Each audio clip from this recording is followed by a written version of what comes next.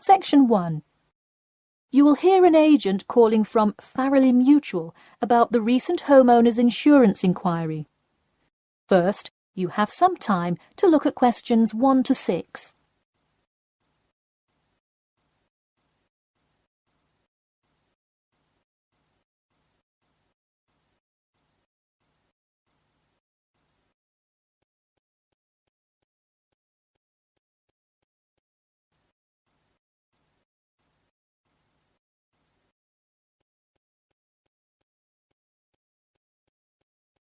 You will see that there is an example which has been done for you. On this occasion only, the conversation relating to this will be played first. Hello. Yes, I'd like to speak with Janet Evans, please. Speaking. Hi, Miss Evans. This is Jim Rodriguez, calling from Farrelly Mutual about your recent homeowner's insurance inquiry. The man says that he'd like to speak with Janet Evans. So, Janet Evans has been written in the space. Now we shall begin. You should answer the questions as you listen, because you will not hear the recording a second time. Listen carefully and answer questions 1 to 6. Hello. Yes, I'd like to speak with Janet Evans, please. Speaking. Hi, Miss Evans. This is Jim Rodriguez, calling from Farrelly Mutual about your recent homeowner's insurance inquiry. Yes, hi. Thanks for returning my call. My pleasure. I understand you are potentially interested in insurance for a bungalow located a bit out of town. Could you give me the address? Sure, it's 49 Greenway Court. Greenway is one word. Thank you. All right, and would you prefer to be contacted via email or phone? Either one is fine. Maybe try emailing me first, and as an alternative, I can give you my phone number. Great, and what is your email address? pk2@cat.com. Did you say cat as in the animal? Yes, it is the acronym for the construction company I work for. I'm sure you've seen them around. Yes, I have, and could you give me your primary phone number and the best time to reach you? Sure. The number is 020-4251-9443. I am generally unable to answer my phone at work, but any time after 5:30 p.m. is fine. I will make a note of that here. Now, I'm going to ask you a little bit about property itself, so we can make an accurate estimate of the cost of insuring your home. Could you tell me the size of your house? Well, I don't have the exact measurements, but I'm pretty sure it's right around 80 square meters. Should I measure it and call you back later? No, that's completely all right. I'll write 80 square meters for now to get the estimate, and then an agent will come get the exact measurements later on if you decide to purchase our insurance. Okay, great. And what material is your house made of? For example, wood, brick, stucco? It's mainly brick. Great. That will give you a lower rate than most of the materials, since it is so strong. Wonderful. And do you have any sort of home security, Miss Evans? We don't have a fence or anything yet, but we have an alarm system that we use regularly. Good. Before you hear the rest of the conversation, you have some time to look at questions 7 to 10.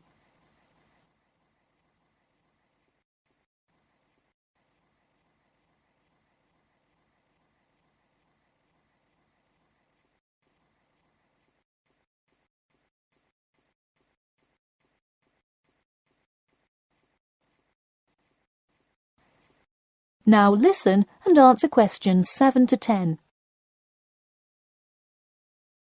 Now I'll go through a number of things we offer coverage for, and I'd like you to tell me which items you want your policy to cover. Okay. We'll start with the building itself first. Would you like us to cover incidental damage to the structure to your house? Absolutely. Splendid. And the contents inside your house? We usually cover all items with an appraised value of about £200. Would you like us to cover theft and damage beyond natural wear and tear? I will let you know that the second option here will come with a considerable increase in your rates. I think I'd just like the contents of the house to be covered against theft then. All right, and would you like any other insurance? Fire, flood, etc.? Yes, I definitely want flood coverage. It rains a lot here and the drainage system in the area is not the greatest. Okay, I am calculating your quotation now. It will just take a second. It looks like your annual insurance rate will be £148.30. Thanks, that seems somewhat reasonable. I would like to take some time to think about it. How long does it take to begin receiving coverage after signing up? It depends on the time of year. It can take anywhere from 2 to 6 weeks. I would say if you sign up by July the 1st, you could start your coverage by August the 1st. I see. Okay, thanks for your help. Should I call you back at this number when I have made my decision? Yes, please. And so that we can look up your account faster, I'll give you a reference number that you should provide when calling. Ready? Yep. It's TR278Q. Got it. Thanks. Thank you, and have a nice day. That is the end of section 1. You now have half a minute to check your answers.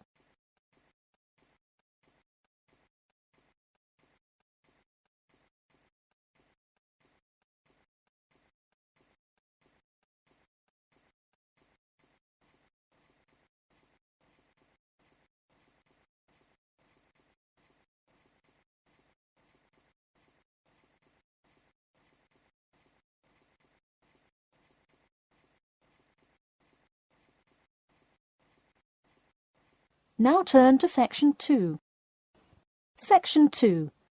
You will hear a talk about a pool and outdoor venue created by some people. First, you have some time to look at questions 11 to 14.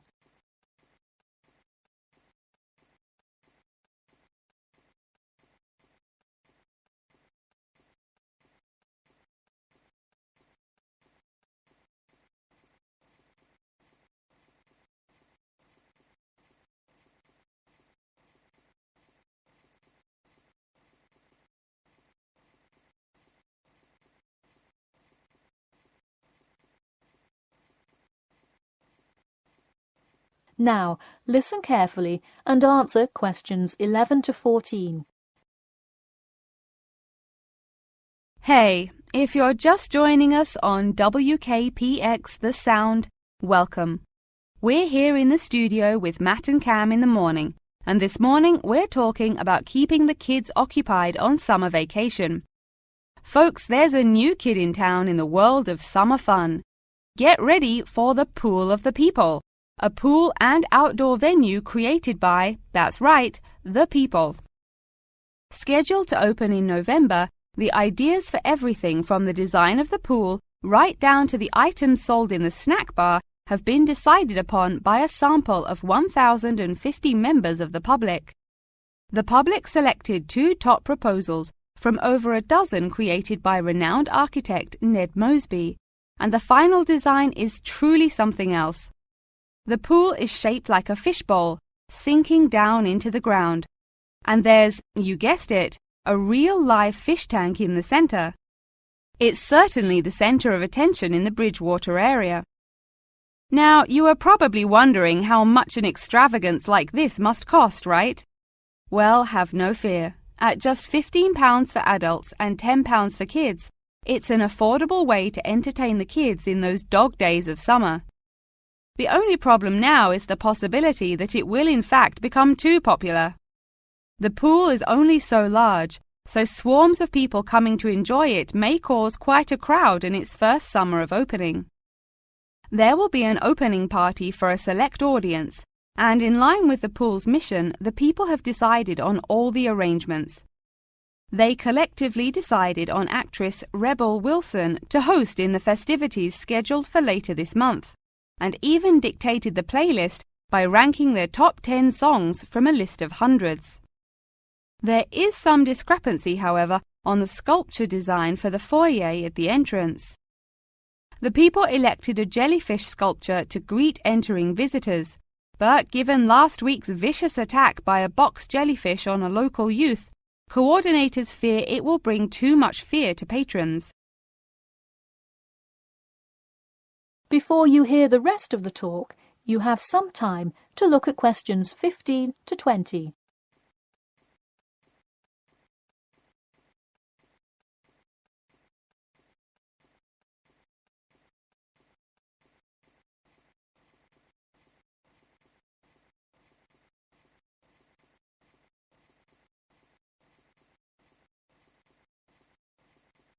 Now listen and answer questions 15 to 20. The theme of the clubhouse is set to be International Waters, with a different section representing each continent, designed by the legendary local artist Roberta Annuzzi. Representing Asia in the reception area will be a mosaic made up of prominent animals indigenous to the continent. A camel, a panda, and the Siberian white tiger, to name just a few. In the West Lounge, feel the cool, icy vibes of the transantarctic mountains of Antarctica. Makes you cold just thinking about it, doesn't it? Just seeing a wall with a mural of the glacial mountains is almost enough to cool you off on a December afternoon. Almost. Why not make the trip to the pool a social studies lesson at the same time? The theme in the ladies' lounge room for Africa may not be what you expected. A safari? Drum music? The Nile River? No. Did you know that Africa was home to the first jewelry? I sure didn't. By contrast, as you may expect, North America's theme for the card room is as modern, even futuristic as it gets. Annuzzi created for North America a sort of absurdist print, interestingly juxtaposing the moon landing of 1969 with an abstract depiction of humans living on Mars. Seems to me like an interesting commentary on the future of space exploration. And in the men's lounge room, the ancient forts of Sparta, Rome, Greece, and other European civilizations fittingly exhibit the strength and combatant characteristics of these societies. Finally, the cafe and breakfast room area is an enchanting round room that draws all attention to its center, where there is a strikingly realistic sculpture of a volcano. The delicious food may actually be only the second most exciting part of this room, in comparison to the 9-foot statue, complete with brightly colored molten lava to characterize South America. Honestly, it is like a museum visiting each room of the clubhouse. Why not make the trip to the pool an educational one for the kids? We're going to take a quick commercial break here at WKPX, but we'll be back in 10 with more on what's touted to be the summer's hottest place to beat the heat. That is the end of section 2. You now have half a minute to check your answers.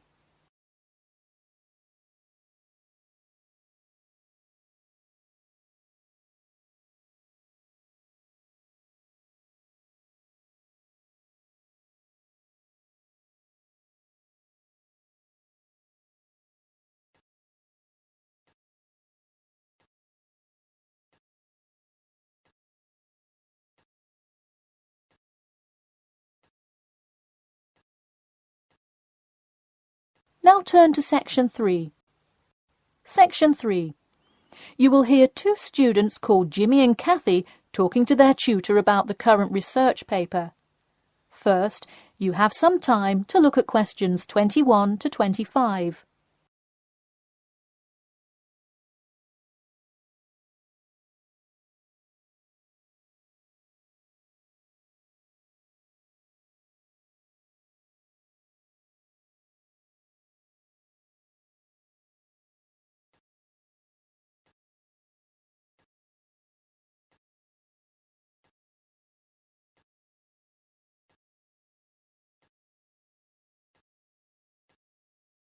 Now, listen carefully and answer questions 21 to 25.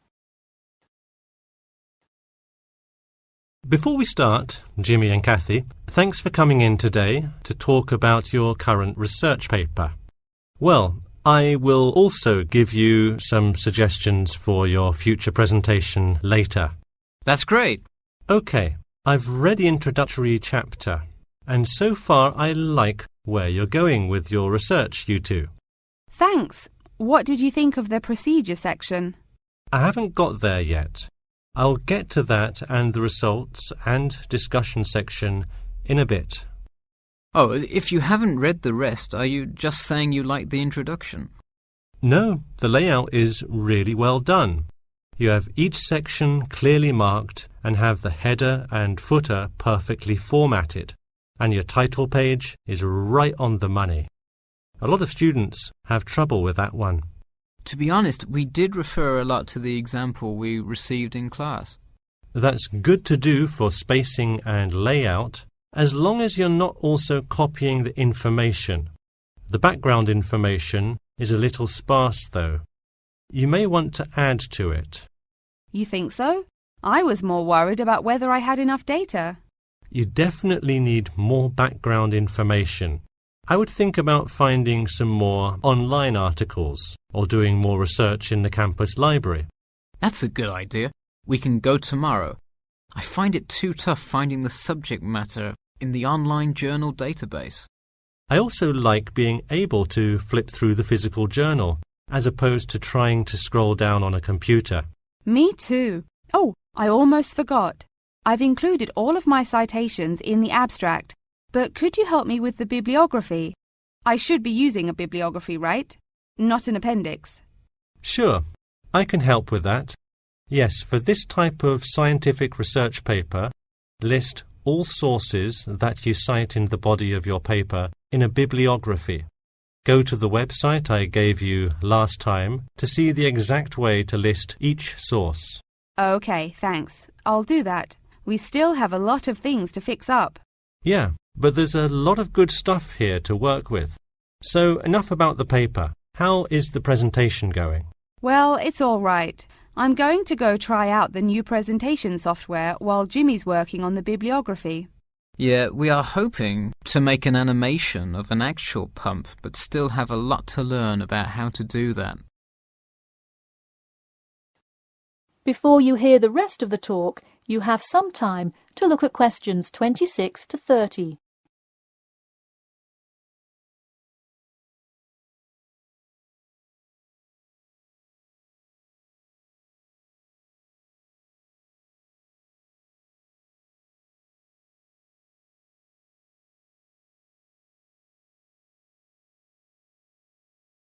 Now, listen carefully and answer questions 26 to 30. Who would have thought before we started this project that we would be able to recreate the motion of a pump? This stuff is just so interesting. So glad to hear it. Yeah, I am glad I took engineering this semester. I would definitely like to keep up with it. You know, there's an organization called the Machine Engineer Society. You should look into joining it. You'd need to score well in your engineering class to qualify, but I think you can do it. Interesting. I will definitely check it out. I would really like to get in contact with some professionals in the engineering field to find out more. I don't really know anyone in the field now, though. I think if you keep meeting people in your classes and professors, you'll be able to get in contact with some really helpful people. Well said, Jimmy. If engineering pumps is something you both are specifically interested in, make sure you stay up to date on new developments. In fact, you could visit the local water treatment facility periodically to see what new developments are going on. That may be a good way to get some practical experience. Well, I don't think they would let you handle any equipment by just visiting the facility. If you really want to get your hands dirty, so to speak, I would recommend instead seeking a summer internship. Wow, you have so many helpful suggestions for getting a leg up. Now, if only you could tell me how to get my work published. Wouldn't that be nice? Well, honestly, all you really need to do is, once you have a dissertation, present it. Present it often and to many audiences, and once you get feedback, adjust it. You'll get published one day. Wow, this meeting has been truly inspiring. Thanks for your help. That is the end of section 3. You now have half a minute to check your answers.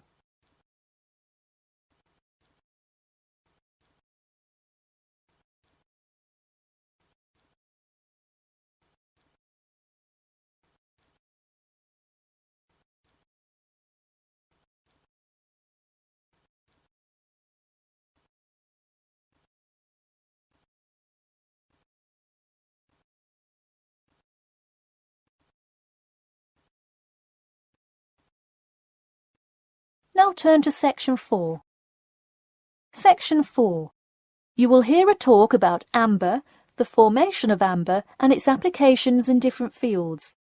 First, you have some time to look at questions 31 to 40.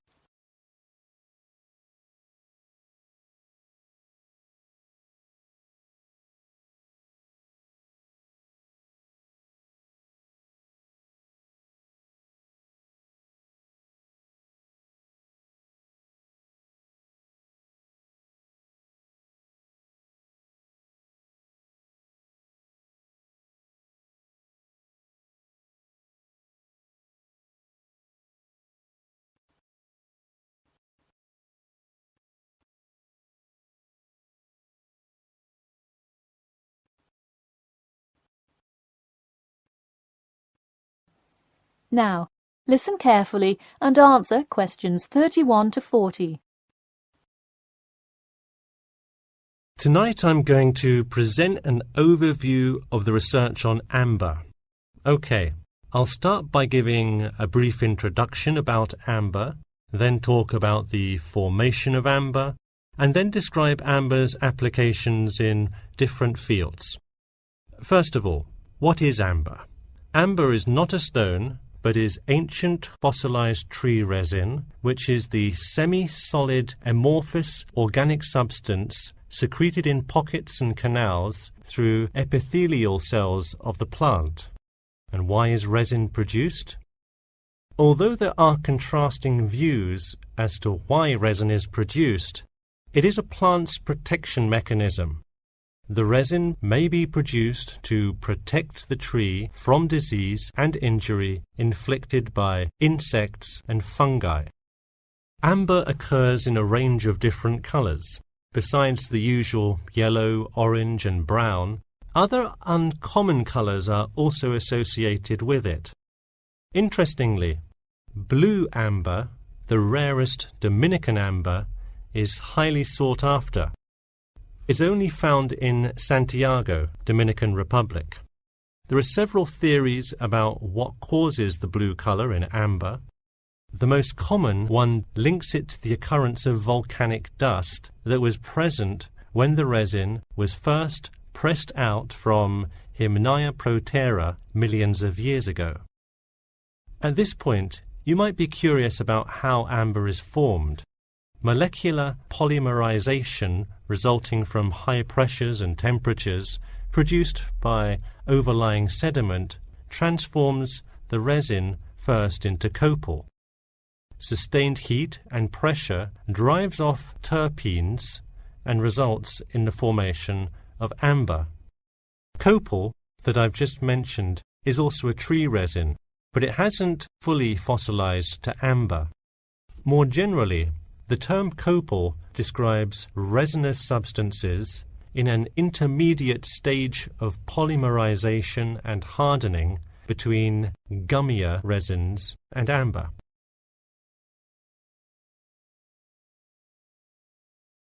So where can we find amber?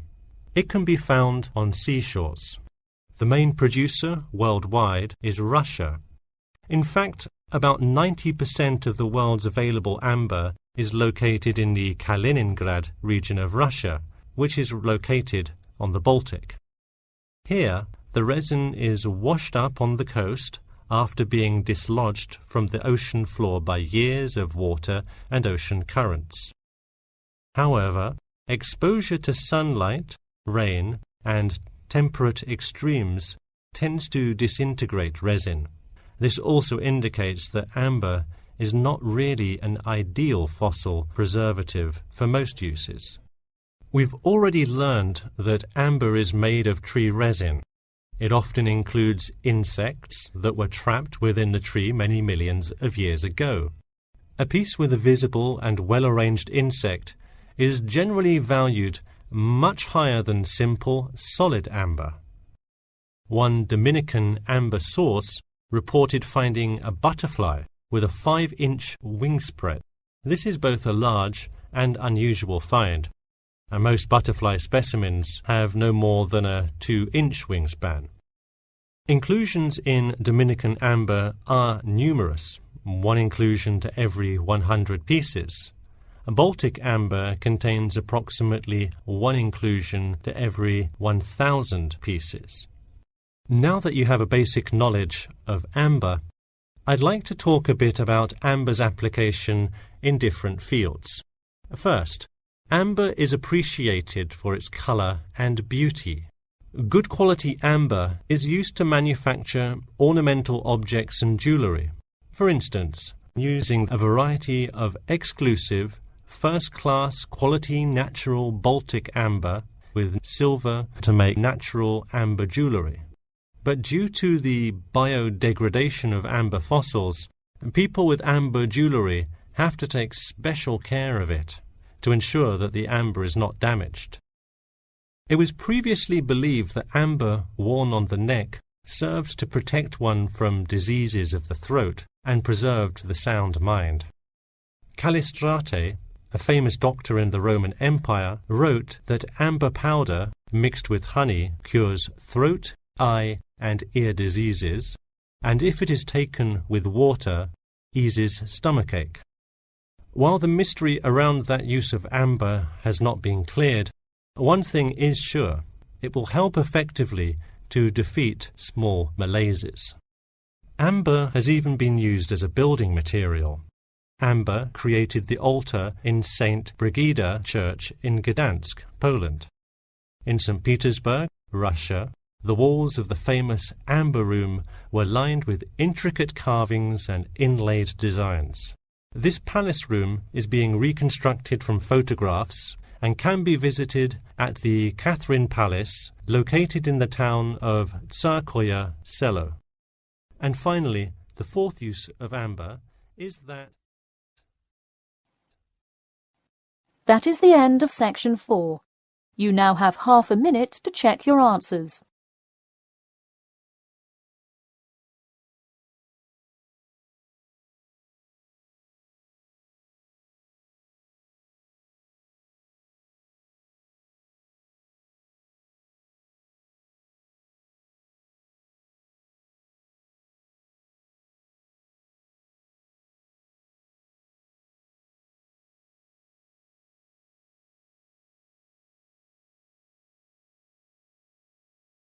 That is the end of the listening test.